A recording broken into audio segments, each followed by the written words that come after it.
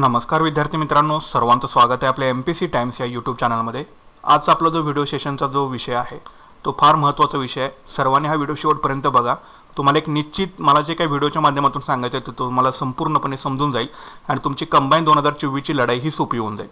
तर हेच विषय MPSC कंबाईन 2024 परीक्षेतून तुम्हाला पोस्ट मिळवून देणार आहेत आणि कोणते विषय आणि का याच्या पाठीमागचे काही रूल्स आहेत, काही नियम आहेत किंवा मी तुम्हाला असं का सांगतोय तर ते तुम्हाला व्हिडिओच्या माध्यमातून समजून जाईल। सो ज्यांना कंबाईन 2024 मध्ये तुम्हाला पोस्ट हवी असेल त्यांनी हा व्हिडिओ शेवटपर्यंत बघा।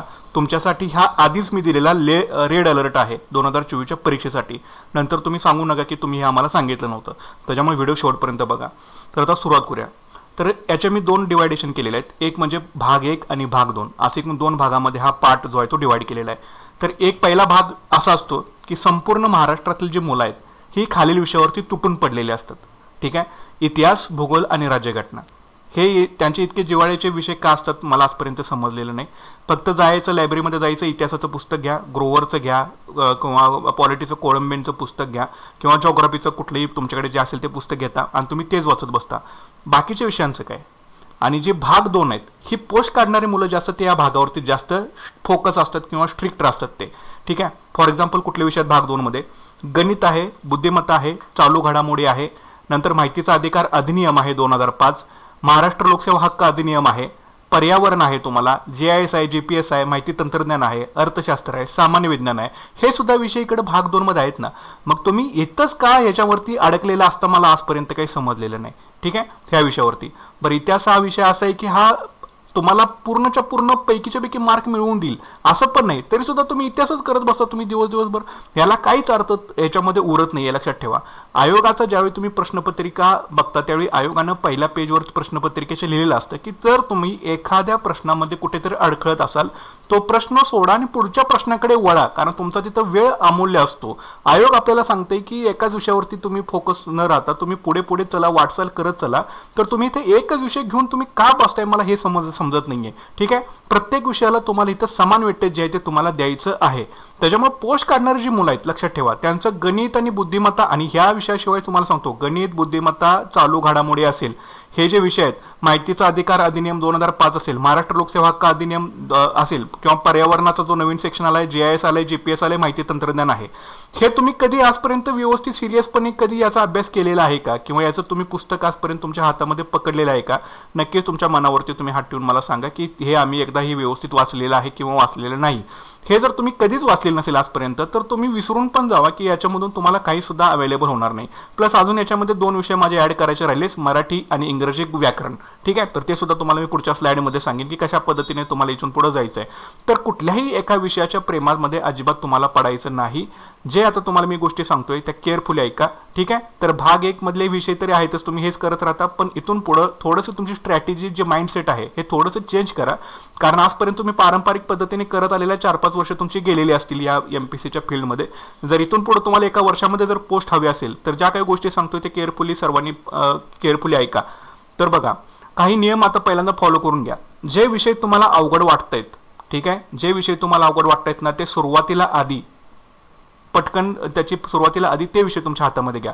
फॉर एक्झाम्पल तुम्हाला सांगतो सामान्य विज्ञान हा मुख्य परीक्षेला पण आहे, पूर्व परीक्षेला पण आहे। अर्थशास्त्र हा इतका डिटेलमध्ये याचा सिलेबस दिलेला आहे मुख्य परीक्षेमध्ये अर्थशास्त्राचा की तुम्ही इमॅजिन सुद्धा करू शकणार नाही, कारण ह्याला वेटेज इतकं जबरदस्त असणार आहे मुख्य परीक्षेमध्ये तुम्हाला सांगतो। त्याच्यामुळे सामान्य विज्ञान आणि अर्थशास्त्र हे विषय तुम्ही कधीच सिरियसली वाचत नाही, कधीच वाचत नाही, हे तुम्हाला सिरियसली वाचावं लागेल, ह्या विषयावरती तुम्हाला फोकस राहावं लागेल।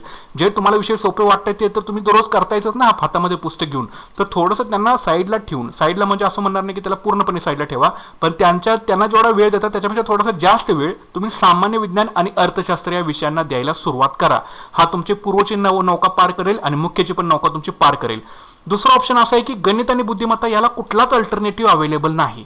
जर तुम्हाला मुख्य परीक्षेतून पोस्ट काढायची असेल, आता गणित, बुद्धिमत्ता प्लस सांख्यिकी सुद्धा ऍड आहे, म्हणजे डाटा इंटरप्रिटेशनचं सुद्धा एक्झाम्पल आपल्याला मेन्सला विचारणार आहेत, कंबाईनच्या मेन्सला। त्याच्यामुळे गणित, बुद्धिमत्ता, डाटा इंटरप्रिटेशनला याला प्रॅक्टिस शिवाय काहीही पर्याय नाही। त्याच्यामुळे हे 2 विषय गेले, सामान्य विज्ञान, अर्थशास्त्र, गणित, बुद्धिमत्ता आणि डाटा इंटरप्रिटेशन ह्याला कुठलाही अल्टरनेटिव्ह नाही। त्याच्यामुळे इथं सुद्धा तुम्हाला दररोज 1 तास या गणित, बुद्धिमत्ताला वेळ द्यायचा म्हणजे द्यायचाच आहे। लक्षात ठेवा. द्यायचं म्हणजे द्यायचं आहे कसल्याही परिस्थितीमध्ये. त्याच्यामुळे प्रायोरिटी अशा ठेवा तुम्ही, सामान्य विज्ञान अर्थशास्त्र माझी पहिली प्रायोरिटी राहील, नंतर गणित आणि बुद्धिमत्ता माझी सेकंड प्रायोरिटी राहील. थर्ड प्रायोरिटी बघा, मराठी आणि इंग्रजी व्याकरण. हे तुम्ही पूर्वपरीक्षेनंतर हे सगळे नियम तुम्ही वाचू शकता. ठीक आहे, पूर्वपरीक्षेनंतर तुम्हाला 3-4 महिन्याचा पिरियड राहतो मध्ये मुख्य परीक्षेला, तिथे नियम वाचू शकता. पण त्याच्या आधी एक कंडिशन अशी असते की शब्दसंग्रह तर निदान तुमचा वाचून पूर्ण व्हायला पाहिजे पूर्वपरीक्षेच्या आधी. इंग्रजी व्याकरण म्हणजे वाक्प्रचार असतील, इडियम्स असतील, फ्रेजेस असतील, वन वर्ड सबस्टिट्यूशन असेल, सिनोनाइम्स असतील, अँटोनाइम्स असतील, याची ॲटलिस्ट एक तुमच्याकडे व्होकॅब्युलरी संग्रह तुमचा पाठ असला पाहिजे, तोंडपाठ. आणि मराठीचे जे काही समानार्थी शब्द असतील किंवा म्हणी असतील हे सगळं तोंडपाठ असलं पाहिजे तुमचं. शब्दसंग्रह तर निदान तोंडपाठ करून ठेवा. व्याकरणाचे नियम काय पुढच्या 3-4 महिन्यामध्ये तुम्ही आरामात ढकलू शकता, तिथे काही सुद्धा प्रॉब्लेम येत नाही, पण व्होकॅब्युलरी तरी स्ट्रॉंग करा. नंतर अजून तुमच्याकडे टाइम आहे, तोपर्यंत माहितीचा अधिकार अधिनियम आहे तो एकदा वाचून घ्या. महाराष्ट्र लोकसेवा हक्क अधिनियम आहे तो एकदा वाचून घ्या. ह्याच्यासाठी तुमच्या दिवसातले दररोज तुम्ही 10-15 मिनिटं देऊ शकत नाही या 2 माहिती अधिकार नियमांना. माहितीचा अधिकार अधिनियम आहे, महाराष्ट्र लोकसेवा हक्क अधिनियम आहे. दररोज फक्त 10 मिनिटं तुम्हाला काढून यायला वेळ द्यायचा आहे. 10-15 मिनिटांमध्ये तुमचे दोन्ही एक एक पॉईंट वाचत चला. वर्ष पडले, अख्खं वर्ष पडले. एकदम तुम्ही उठून गेला आणि माहितीचा अधिकार अधिनियम वाचायला लागला तर तुम्हाला काहीच कळणार नाही, एकदम कन्फ्यूज व्हायला सुरुवात होईल. त्यामुळे 10-15 मिनिटं द्या आणि एक लॉस त्यातले व्यवस्थित वाचून काढा, काही सुद्धा इथं प्रॉब्लेम येत नाही. ठीक आहे, म्हणजे तुमचा मराठी इंग्रजीचा पहिला पेपर आहे इथं तुमचा पार्ट क्लिअर झाला. सेकंडमध्ये सामान्य विज्ञानाला वेटेज जास्त आहे, अर्थशास्त्राला वेटेज जास्त आहे, गणित बुद्धिमत्ताला वेटेज जास्त आहे.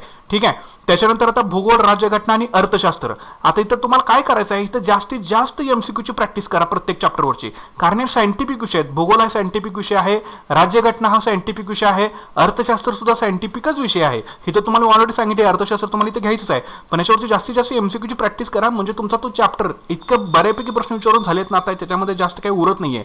60 to 65% एमसीक्यू ऑलरेडी विचारून झालेले त्याच्या चॅप्टरवरती.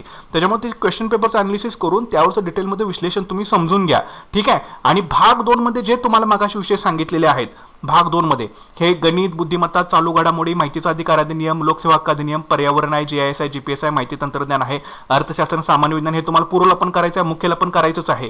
त्याच्यामुळं ह्या भाग 2 वरती जे काही विषय तुम्हाला सांगतोय, गणित, बुद्धिमत्ता, चालू घडामोडी, यांना अजिबात तुम्ही कमी लेखू नका, कारण हे विषय असे आहेत की ते तुम्हाला तुमची परीक्षा क्लिअर करून देण्याला 100% मदत करणार आहेत. गणित, बुद्धिमत्ता, चालू घडामोडी, मराठी आणि इंग्रजी व्याकरण. मराठी सुद्धा सगळ्यांना जमतं, पण इंग्रजी व्याकरण हे जे 4 विषय आहेत ना, जे वीक असते लक्षात ठेवा, तिथेच आपल्याला घाव घालायचं आहे.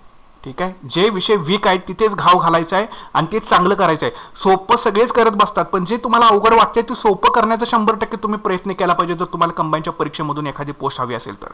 त्याच्यामुळे अवघड विषय सोपे करण्याचा प्रयत्न करा. सोपं अतिशय सोपं होऊन जातं, नंतर सोपं अतिशय सोपं होऊन जातं, त्याला काहीच टेन्शन घेण्याची गरज नसते. पण जे अवघड विषय आहेत, गणित, बुद्धिमत्ता, चालू घडामोडी, सामान्य विज्ञान, अर्थशास्त्र, याच्याकडे जरा लक्ष देऊन एकदा बघा केअरफुली. ठीक आहे, आणि त्याच्यावरती जास्तीत जास्त स्कोअर करण्याचा 100% सर्वांनी प्रयत्न करा. इतिहास, भूगोल, राज्यघटना हे म्हणजे जग नाही, एमपीसीचं लक्षात ठेवायचं आहे. सगळ्या विषयांना तुम्ही समान ज्या वेळेला बरोबर घेऊन जाणार ना, त्याच वेळेला तुम्हाला कंबाईनच्या परीक्षेतून एखादी पोस्ट जी आहे ही मिळणार आहे. नुसताच गेलाय लायब्ररीमध्ये पुस्तक ओपन करून इतिहासाचं बसतोय, ग्रोवर वाचत बसतोय, कटरे वाचत बसतोय, हे वाचत बसतोय, ते वाचत बसतोय, त्यांनी काही हासिल मिळणार नाही, कारण बाकीचे विषय बॅकला राहतील. जे महत्त्वाचे विषय राहिले तेच राहिले बाजूला, आणि बाकीचेच तुम्ही जर विषय घेऊन बसला तर कसं होणार. तर त्याच्यामुळं तुम्हाला आत्ताच देऊन ठेवतोय, कुठल्या विषयावरती फोकस ठेवायचं हे तुम्हाला मी सांगितलेलं आहे. आणि 40 to 56 नियम पाळा, म्हणजे 5 इथून पुढे वर्षभर काही होऊ दे, 1 वर्षभर 42 म्हणजे 6 तास तुम्ही आठवड्यातून अभ्यास करताय, 42 तास अभ्यास तुमचा आठवड्यातून व्हायला पाहिजे. 56 तास 8 तास अभ्यास करताय, 56 तास तुमचा अभ्यास जो आहे तो आठवड्यातून व्हायलाच पाहिजे. हे एकदा करून बघा, व्यवस्थित इम्प्लिमेंटेशन करा, आणि कंबाईनची लवकरात लवकर 2024 मध्ये टाइम टेबल सुद्धा येऊन जाईल. कधी टाइम टेबल एक्झाम कधी होईल ते आपण बघूया, पण अजून तुमच्याकडे 3-4 महिने तरी तुम्हाला आरामात मिळतील. तेवढ्यामध्ये व्यवस्थित युटिलाइज करून हे सांगितलेले रूल्स जे आहेत ते सगळे फॉलो करा. निश्चितच तुम्हाला 2024 मध्ये एखादी पोस्ट जी आहे ते मिळून जाईल. जर काही लक्षात आलं असेल नक्की व्हिडिओला लाईक करा, नक्की व्हिडिओला आपल्या चॅनलला सबस्क्राईब करून घ्या, फॉलो करत चला, आणि 2024ला पोस्ट काढून लवकरात लवकर लाईव्ह सेटल करा. आणि आपल्या चॅनलवरती जे डेली स्टडी टार्गेट फॉलो आपण टाकत राहतो ते सर्वांनी न चुकता फॉलो करा. जर तुम्हाला कसं नियोजन बनवायचं, कसा अभ्यास करायचा काहीच कळत नसेल, आपल्या चॅनलवरती डेली आपण स्टडी टार्गेट व्हिडिओ टाकतो, त्याच्यामध्ये तुम्हाला डायरेक्ट संदर्भ पुस्तक असते, दररोज त्या संदर्भ पुस्तकातून तुम्हाला कुठला चॅप्टर करायचं त्या महिन्यामध्ये ते दिलेलं असतं, त्या चॅप्टरमध्ये कुठले सब पॉईंट्स करायचे असतात ते सुद्धा दिलेलं असतं, सगळं तुम्हाला डिटेलमध्ये सांगितलेलं आहे. तुम्हाला काहीही करण्याची गरज नाही, फक्त तुम्हाला करायचं एकच आहे, पुस्तक घ्यायचं, जो स्टडी टार्गेटमध्ये जो मुद्दा सांगितलेला आहे तो त्या दिवशी वाचायचा, पुढच्या दिवशी पुन्हा नवीन स्टडी टार्गेट येतं ते फॉलो करत जायचं तुम्हाला. बस तेवढं जरी तुमची केलं तरी तुमची पूर्वची गॅरंटी आहे की पूर्व परीक्षा तुमची निघू शकेल. आणि ह्या ज्या मी तुम्हाला काही गोष्टी सांगितल्या आहेत यातून तुमची मुख्य परीक्षा पार होऊन जाईल. ठीक आहे, 100% पार होऊन जाईल. सो ज्यांना कोणाला समजलं मला काय सांगायचं आहे त्यांनी व्हिडिओला नक्कीच लाईक करा, शेअर करा आणि चॅनलवरती नवीन असेल तर नक्कीच आपलं चॅनल सबस्क्राईब करून घ्या. भेटूया पुढच्या व्हिडिओ सेशनमध्ये. Thanks for watching guys and all the best.